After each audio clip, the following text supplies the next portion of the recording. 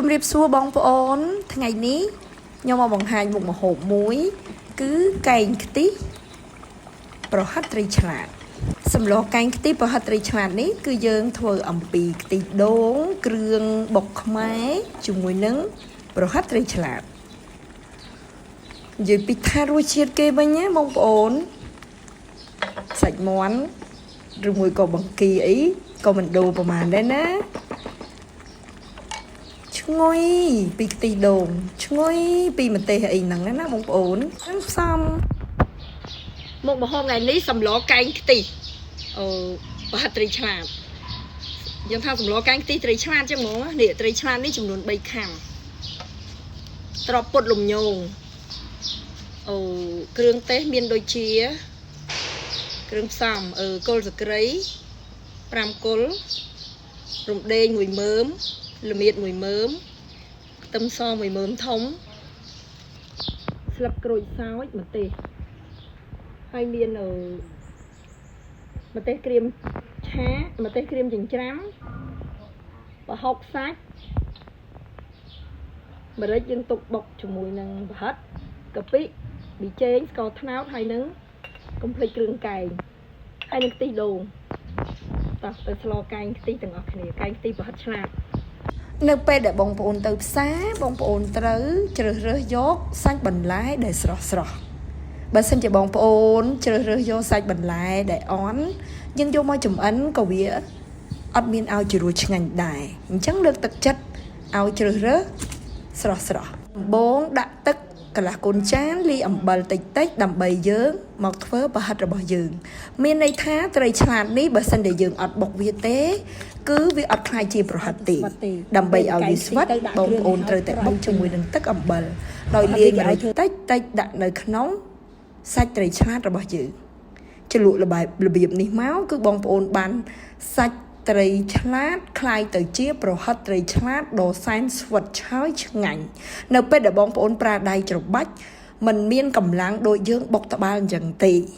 ចំណុចសំខាន់នៃសម្លកែងខ្ទិះប្រហិតត្រីឆ្លាតមាន3ចំណុចសំខាន់ជាងគេទី1ប្រហិតត្រូវតែស្វិត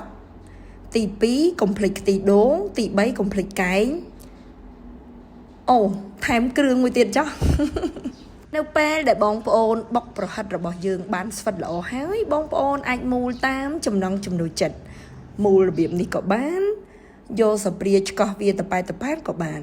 ប៉ុន្តែខ្ញុំចូលចិត្តរបៀបនេះមើលទៅសោភ័ណភាពស្អាតគួរឲ្យចង់ញ៉ាំឃើញទេបងប្អូនប្រហិតត្រីឆ្លាតរបស់យើងបានរួចរាល់យើងចាប់ផ្ដើមទៅធ្វើគ្រឿងបុករបស់យើងតែម្ដងគ្រឿងបុករបស់យើងដោយយកគល់សក្រីចំនួន5ដើម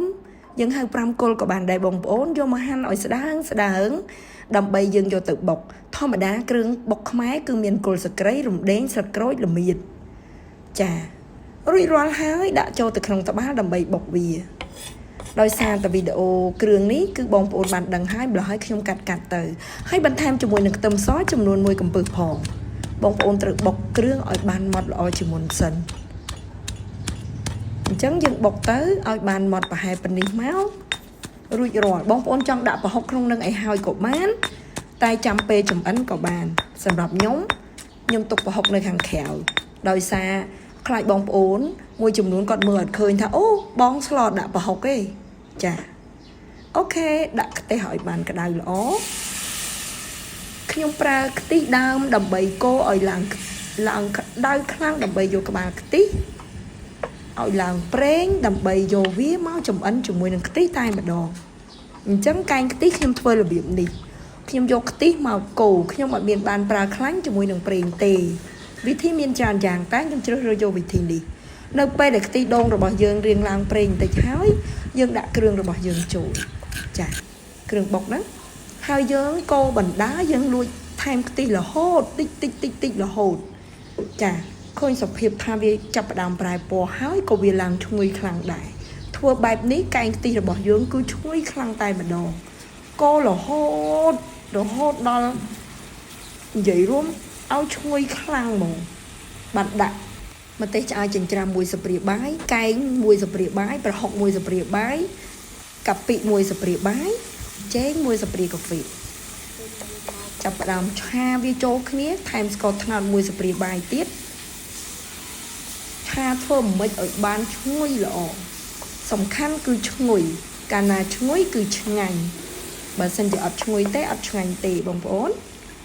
ចាមើលគ្រឿងរបស់យើងសំណំហ្មងហើយយើងក៏ចាប់ផ្ដើមដាក់ខ្ទិះដូងបន្តមកទៀតមកនេះគឺជាខ្ទិះដើមហើយរោយជាមួយនឹងម្ទេសក្រៀមដែលយើងបានបុកទុកហ្នឹងដើម្បីយកពណ៌វាឲ្យកាន់តែស្អាត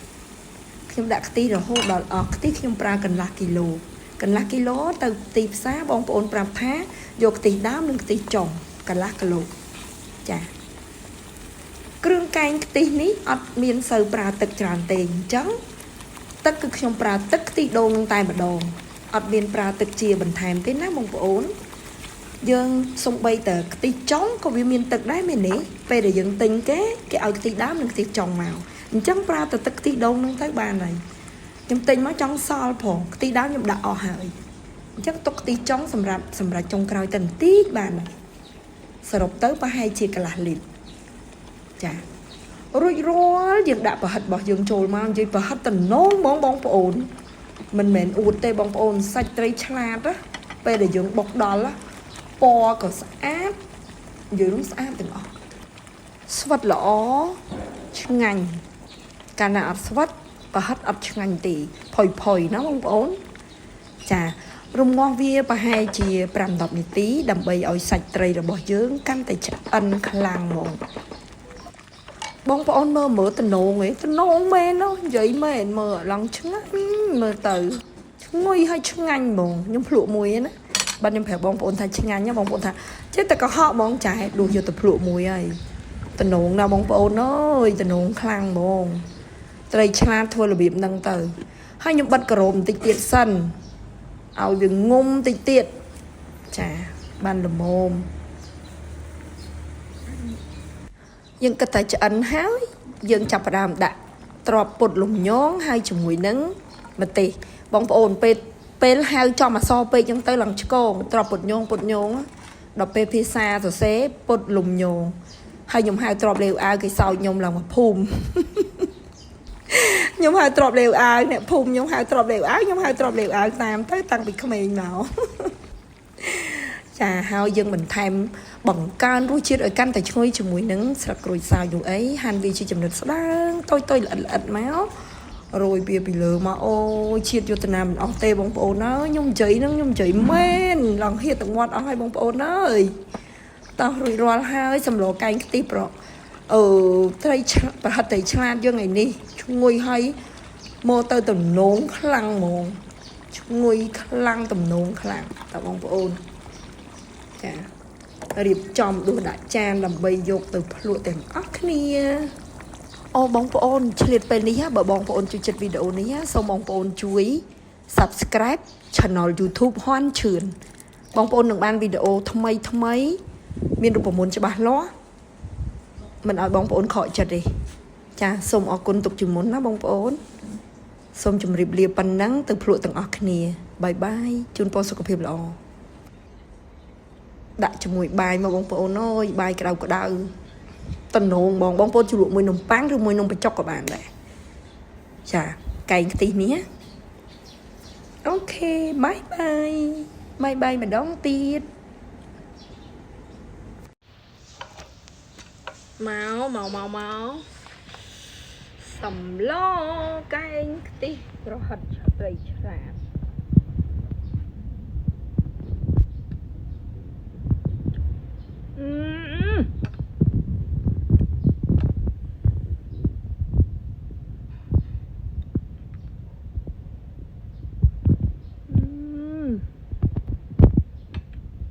ប្រហិតមកស្វិត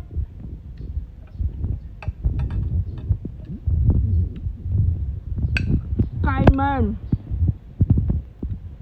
ហូបតែកែងសាច់មាន់កែងអី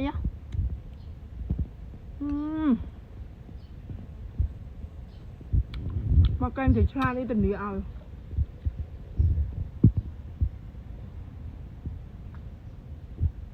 ហឹលតែឆ្ងាញ់ហើយឆ្ងាញ់ហ្មងណាកែងខ្ទិះគេឡងខាប់ខ្ទិះដើម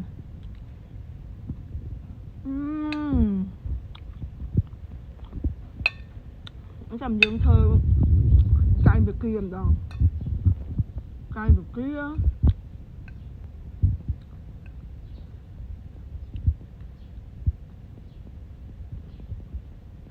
ចាំទុកពាក្យថាកាយហ្នឹងគឺខ្ទិះហ្នឹងឯងកាយខ្ទិះហ្នឹងម្លកាយអត់មានខ្ទិះមិនហើយកាយហើយខ្លាំងហ្មង